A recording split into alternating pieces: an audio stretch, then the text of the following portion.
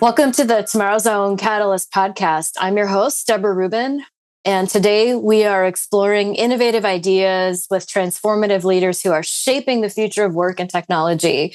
I'm thrilled to welcome Shannon Seaver, the Executive Director of createMPLS. Shannon is a visionary leader who is redefining STEM education in the state of Minnesota.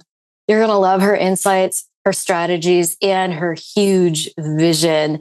Shannon, welcome to the show. Thank you. I'm very excited to be here. Yeah, I'm excited to have you. So we just recently met and you newly took over as the executive director of createMPLS. So I would love to hear a little bit of your backstory. What are some of the highlights along the way that led you to the work that you're doing today with createMPLS? Well, I started off as an engineer. I worked for a forklift truck company actually in Iowa, then eventually had 4 children, stayed home for a while, and we were living in northern Minnesota. And the math teacher quit the week before school started, and they said, well, you're an engineer, you know math, you can teach. So basically, that is how I got started with teaching, and that was over 18 years ago.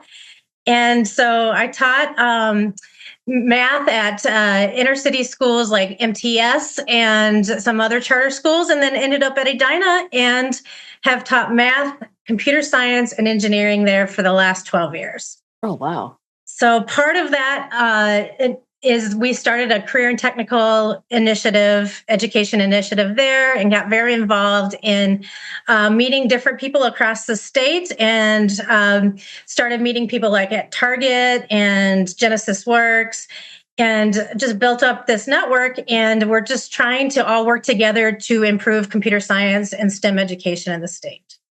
Well, I think it's really exciting that you have newly taken over as the lead for createMPLS. And I wonder if you could share a bit about, first of all, what createMPLS is doing and the mission behind the organization, but also what inspired you to join up with createMPLS in the first place?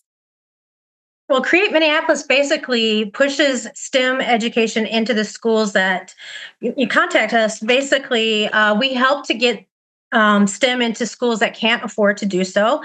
And so, like, technology is expensive, and the way things are working with the cost in schools, for instance, electives are typically the first things cut.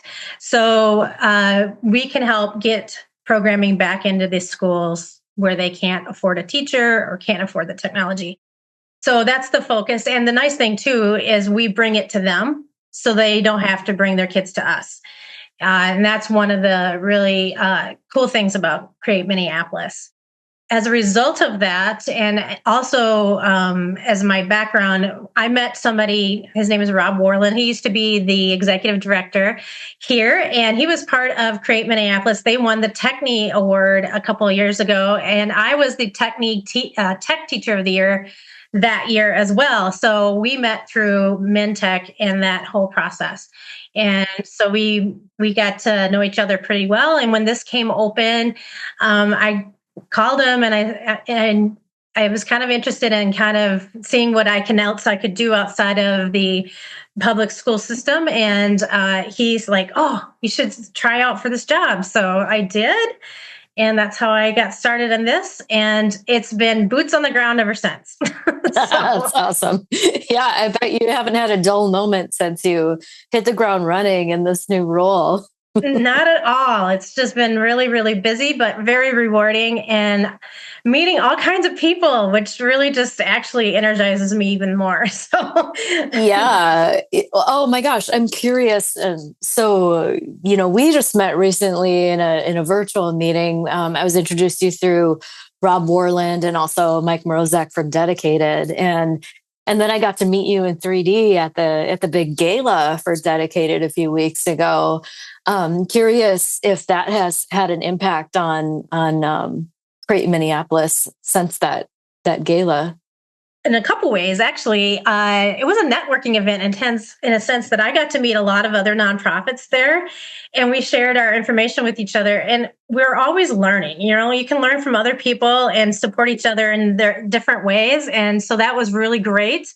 And then we also brought in some money, which was fantastic. Excellent. I think it was like $14,000 or $16,000. I can't remember the exact amount, but for one night, that is fantastic. And we really appreciate Dedicated for including us in that event. Yeah, I actually was introduced to you and to your organization actually through Dedicated. Years ago, we did an unconference series for the equipment finance industry to drive innovation and industry level collaboration. And Mike Mrozek from Dedicated joined us. And I know he serves on the board of createMPLS. And ever since I heard about it, TomorrowZone has been excited to support the work that you're doing. And so I'm just really, really grateful for the work that you're doing to drive STEM education in our state. One of the things that we talked about in the past is just how challenging it is as far as where Minnesota stacks up in terms of STEM education. Can you share a little bit about that problem and then some of the initiatives that you're launching to solve that? Right. So currently, according to code.org, there's been a report done every year for the last few years. And we were 50th out of 50 states the last few years in STEM and computer science education specifically, which is really sad considering that Minnesota was the very first state to have computers. We were the very first, basically Silicon Valley. It all started in St. Paul. And to think that we're last in computer science education is just mind-blowing. It's despicable. It's crazy. I can't believe this happened in our state. Yeah. How did that happen? And I don't even know how it happened. It just blows my mind. But now we are 48. We are moving up. A little bit of progress there. Yes. So that's a positive thing. It's good that we're not like 51st or 52nd, which could happen when you include DC and Puerto Rico. But so we are moving up, but we have a long ways to go. And currently, we are at a new legislative period of time, and it really is not looking very good that we'll have much funding going into the program. A couple things we need. We don't have standards in which we need to all agree on what needs to be taught K-12 in computer science. CSTA, which is the Computer Science Teachers Association, has a great standards out for now, and we can all use that, and that's great, but we need to agree on it as a state. And I thought we were somewhere around 33% of our schools have computer science education, which is really small.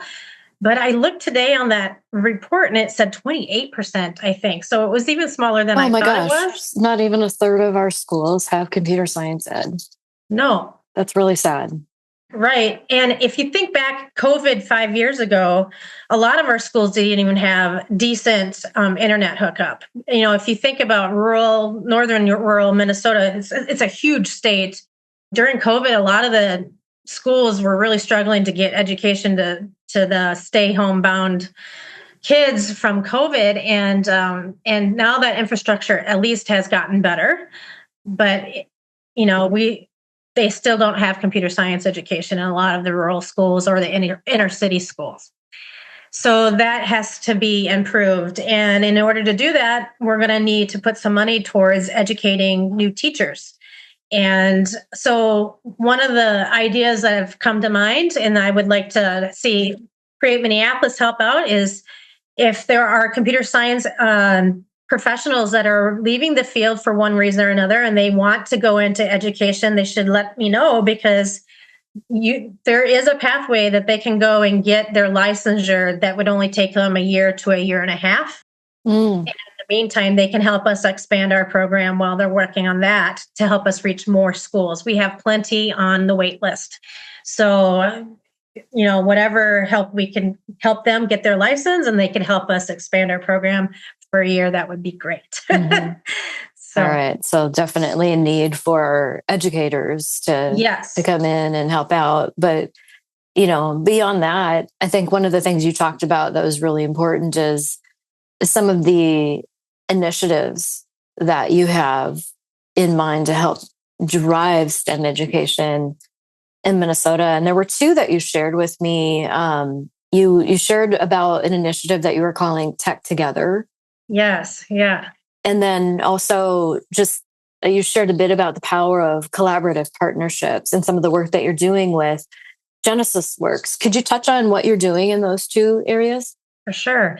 Well, Tech Together is kind of an initiative in itself, and it includes some of these other components inside of it. So the idea of Tech Together is that being that we are so far behind in the state, we really need to all come together and share information instead of all of us being in separate silos and we're all inventing the same wheels, but at different places. Why don't we come together and try to do this in a way that we're not wasting time and resources, and that way we can maybe make a further inroad and getting us further up the scale. And so as a result of that, everything that we're going to be doing outside of what we're currently doing will always include somebody else, whether it be a nonprofit or another company or our Hennepin County WIOA board, which is the workforce board, or Department of Labor. Or Minnesota Department of Ed even. So we need to all come together and make sure that we are sharing information. And so that came to me starting a podcast with Allison Barman, who is the executive director of Genesis Works. And so she has all the knowledge about getting internships together in Fortune 500 companies. And we have the background and training. So we're coming together and we will be doing the tech training for Genesis Works. And so our new podcast is going to be Tech Together. Go figure. That's cool. So we're going to be addressing all the different things that are happening in the state to help us improve in STEM education, but also in workforce development in STEM fields. What is it that Genesis Works does? For those who aren't familiar. Right. So like this summer, the plan is to get around 300 seniors in high school or going into seniors placement in Fortune 500 companies for the year next year. And so it's really awesome what they do there. They are really good at it. So they spend about 8 weeks in training. And in this training, not only do they get tech skills, so they know how to appropriately send an email to their manager, how to communicate, how to use different things in Outlook that students don't typically use. But they also learn how to do employability skills, what's expected at work. And then also we get into some innovation time too. So the last week that we had last summer, it was super fun because I said, okay, this is your final. You're going to take everything you learned. And let's see if we can come up with something that's useful for Genesis Works themselves. And the kids came up with some amazing things. And some of them literally spent 1 or 2 nights in a row not sleeping. And I told them they didn't have to do this, but they made websites. They made a chat bot. They made some really cool, innovative quizzes to like get mentors and mentees together so that they would have something in common. And these are just high school juniors, that got inspired and super fun. So I'm looking forward to seeing what they come up with again this summer. That is really cool. It's amazing what can happen when you can inspire these kids to be on purpose because they want to be a part of something bigger than themselves. And then once you can unleash that imagination, but also bring some of the tools and support, they can really go wild and create some pretty amazing things. I had a great opportunity the summer before last, I did a little future workshop for the intern program.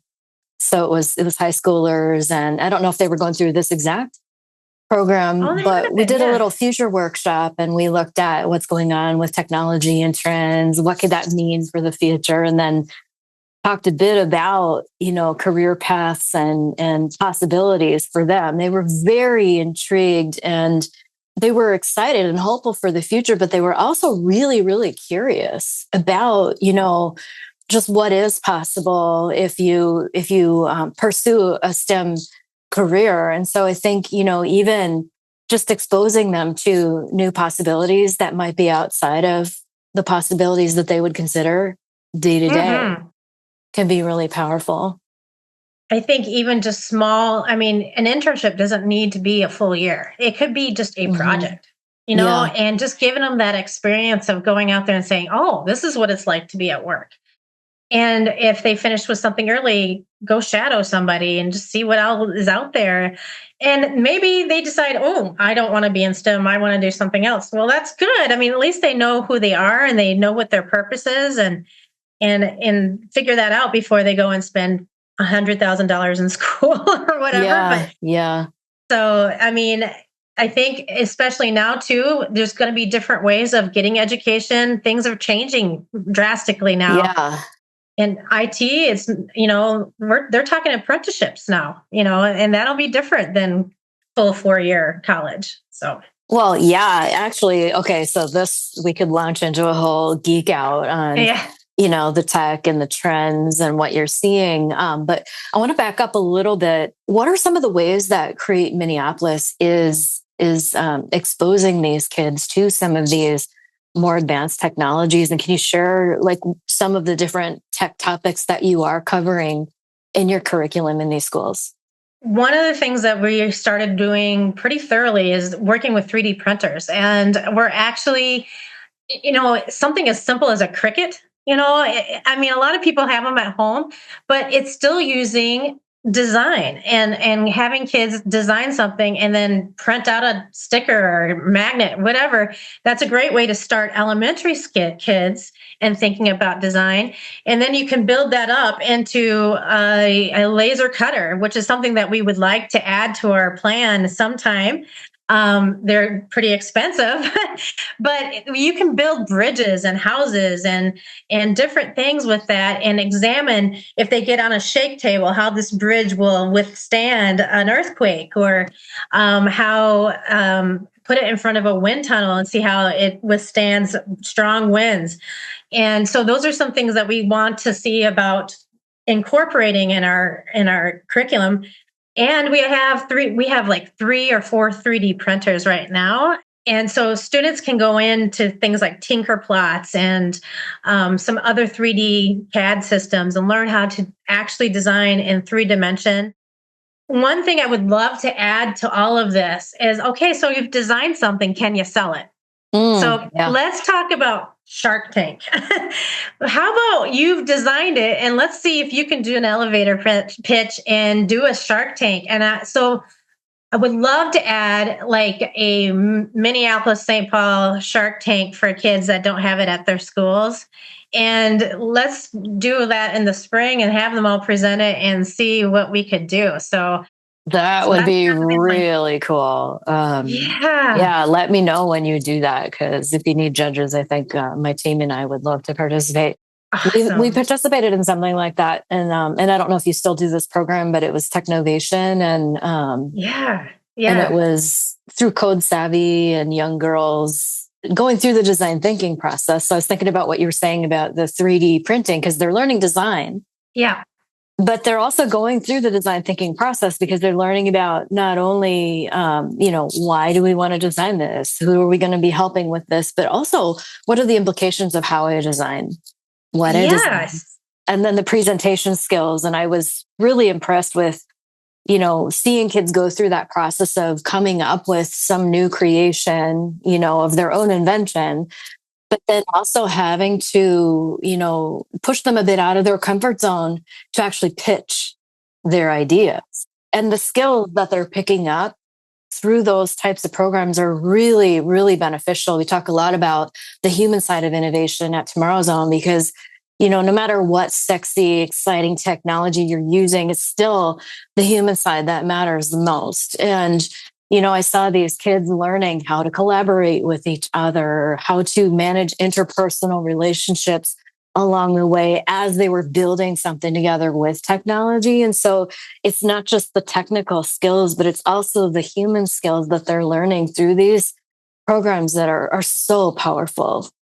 So that leads me into thinking about the human intelligence movement too. I don't know if you've heard of that, but it's a big movement that just started this last year, and it's gathering educators together to think about how do we incorporate AI, but also improve human intelligence in a way to promote innovation instead of being like totally addicted to the computer doing it for us, right? Ooh, So let's dive into that because I did want to get into your thoughts on AI in education, especially with a background as an educator, because there's a big debate going on.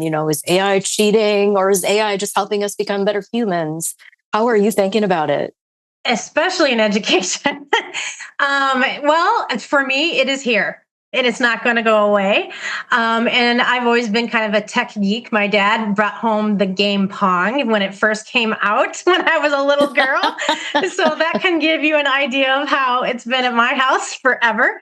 So AI is definitely embedded in my everyday. However, at the same time, I think we need to rethink about how we are doing education. We're going to have to turn it on its head a little bit until we can get to a point of figuring out how to make it work. For instance, I know for a fact kids are using it to write their papers right now, and the English department is dying with hearing that, and they are very upset by it, and I get it. So what are some ways that we can maybe change it about if you know they're going to do that anyway? Of course, you can have them do it on pencil and paper. That's one way to do it. I have a feeling that reading their writing is going to be difficult sometimes. But how about what if we had the AI generate an essay and tell it to lie 30% of the time and have them go and fact check it? Maybe that would be some skills they can learn. Also, have them go, you could tell AI to make grammatical errors as well. So have them go and fix it to a whatever publishable level they want it to be. Maybe they want to have it readable for a fifth grade student. Maybe they want it readable for a science professor. So they need to go through and think about what is it being written for? Is it in the tone that would make it work for that situation? Is the grammar right?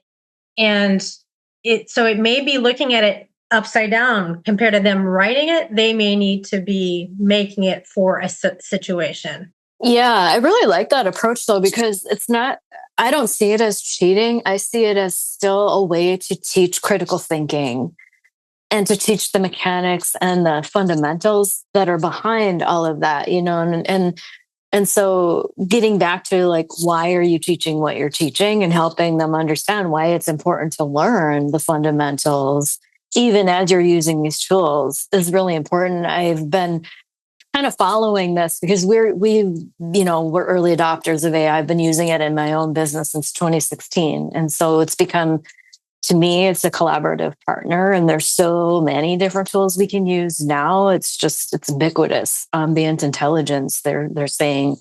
But I've been really interested in this educational dynamic because the thought is like, what if we become so reliant on these tools? Do we lose our ability to think and reason, and be creative ourselves? And like any tool, it's really about how you use it. And I remember a story from a Wharton professor who was sharing, instead of pushing back on AI and viewing it as cheating, he did kind of a flip the classroom approach, said use AI to create your essay, for instance. Now your job is to defend it. Yeah. And it's all about the critical thinking, and that's what you're going to be graded on. And I think that's a really interesting approach. It's like, let's not resist this technology. Let's embrace it, but for the purposes of creating even better humans. I don't know if you know this, but I did a TED Talk on this, actually. Oh, I did not know that. So you're going to have to share the link to that TED Talk so we can throw it in our show notes. Yeah.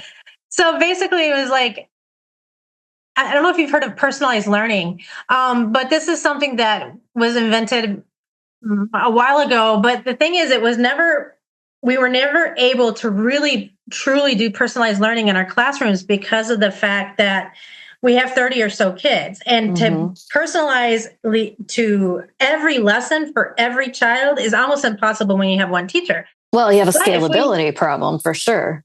Yeah.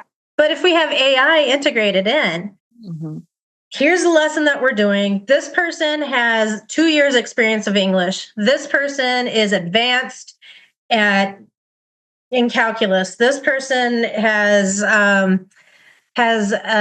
special need. You can go through and turn the whole lesson catered to that kid, even to the point of whatever is most interesting to them. So what turns kids away from math is a lot of times because it's so abstract, it's not relatable.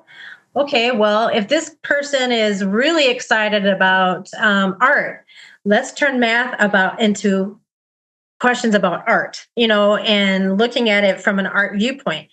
And you can really capture some kids more now than you could have if you left it in the abstract value. So I love that so much. Because you're like leveraging tech to catalyze learning by appealing to what it is within each child that drives them to learn. Right. So, and I'm a big project-based learning person. I think anytime you get hands-on kids working together in collaborative groups, because that's never going to go away in their lives, they need to learn how to work together.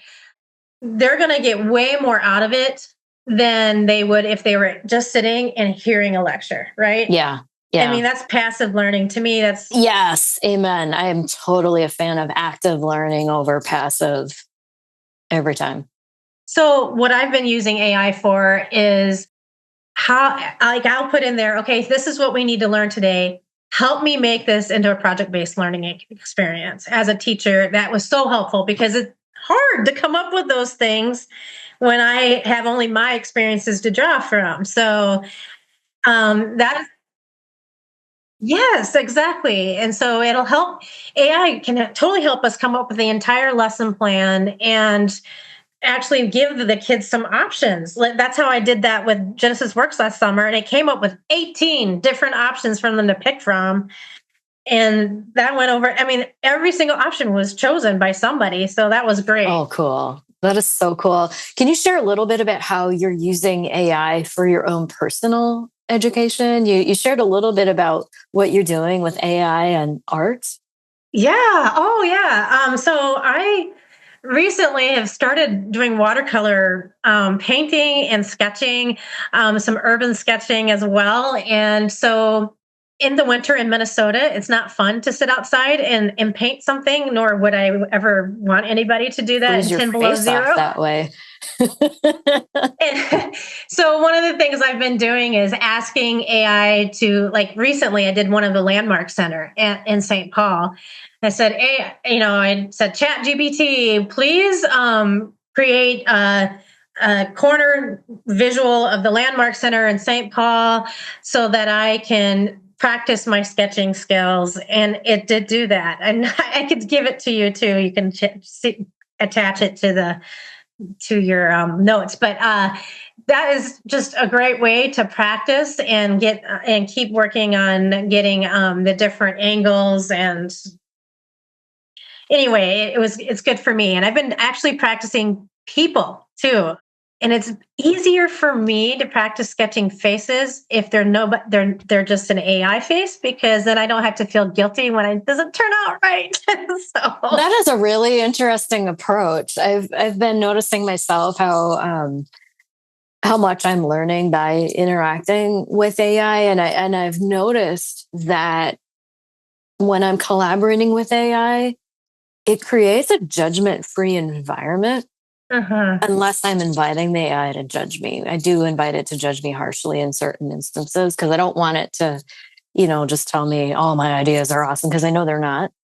Yeah. But it is really interesting when you want to be in a brainstorming mode, when you're brainstorming with humans, there's just this dynamic. People want to play devil's advocate and all of that. And with, when you're doing that with these AI tools, you can actually go really, really far before you start judging, and it can help you generate even better ideas.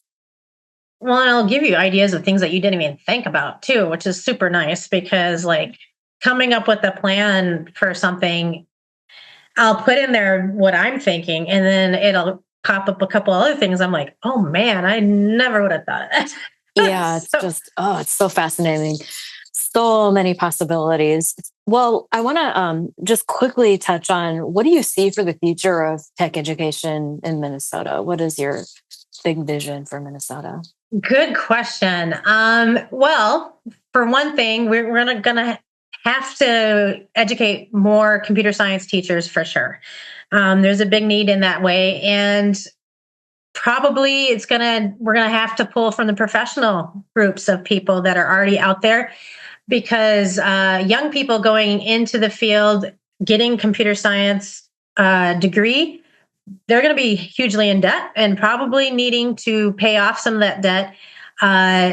It's going to be hard to pull them into education. Not saying it won't be done. It can be done. But if you can make over $100,000 a year in computer science versus making $50,000 starting in education, what are you going to do? So I have a feeling, there's those that is their heart's desire and they will do that, but we're going to have to think about that a little differently.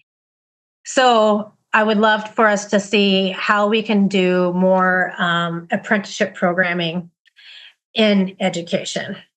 And that's a little different thinking. Instead of sending them to a 4-year school, let's do more of an apprenticeship, especially if they already have a business or a BS degree in something. Let's look at it differently and how we can get them out there. So that's going to be huge. The other thing is AI is definitely going to make a huge difference. And we're lagging behind a little bit right now. We're all a little afraid. And so until we can get past that fear, we're going to have to, we know that these kids are going to be using it in the real world, and we have to prepare them for the real world. And as long as we're afraid, we are neglecting what we need to do for our students. So that has to change. That mindset has to change soon. So there are definitely teachers out there that are willing to do that. There are school districts out there that are starting to do that. And we'll start seeing more and more do that. But in the meantime, Create Minneapolis wants to be able to come in and help you in those ways. How can, if you want to learn how to use AI more in your classrooms, and we'll be glad to come in and show you how to do that. We're also starting to make a maker space for teachers so they can come in and play with the technology before they buy it, type of thing, and just in a safe environment where they don't have to feel like they're being judged. That is so cool.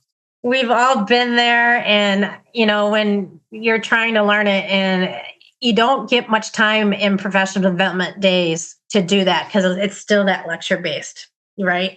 And so we really need time just to sit and play, and that is when you're going to learn. So we're making a space right now in our Urban Venture Lab. Hopefully, that will be here by next fall. So love that. So where can people learn more about you and Create Minneapolis and how they can get involved? We have a website, Create Minneapolis is createMPLS.org. We have that website, and you can volunteer. And we are always looking for volunteers to help in the classroom. But also, we are very heavily Legos based. And so a lot of our activities involves Legos. And then when we're done with the class, of course, with kids, they get all mixed up. And so we need to sort through them every couple of months. So we're going to have Lego sorting parties. Oh, wow. So this is for your Lego robotics? Yes. Yeah. Cool. So we're looking for people that, maybe they have a group of people that that work together that want to come out for an evening and maybe have a pizza party, and let's just let's get through and play some music and have fun sorting Legos. That would be great. so, so we're looking for people to help with that, but also we're doing a Tech Together class where I'm looking to put parents and students together, secondary students, to learn how to get, like, say, MS Office certified. This will help the parent become more employable, and it will influence the student to also get a certification before they graduate from high school. And if you are in the world and have used MS Office a lot, and you want to come help teach those classes with us, we would love that as well. Excellent. Thank you for that. So, final question, and this is something that we ask all of our guests. What is one thing that leaders can do today to shape a more awesome future? Don't be afraid to collaborate and get involved with everyone around you. There's no point of us reinventing anything. So let's save time and let's do tech together. Love it. Love it. Power of collaboration that comes through loud and clear in everything that you're doing. Shannon, thank you so much for joining us today and for sharing your passion for STEM education and your inspiring work with createMPLS. To our listeners, I encourage you to connect with createMPLS, learn more about the Tech Together campaign and how you can get involved. And as always, thank you for tuning in to the TomorrowZone Catalyst Podcast. Until next time, stay curious and choose to make awesome happen.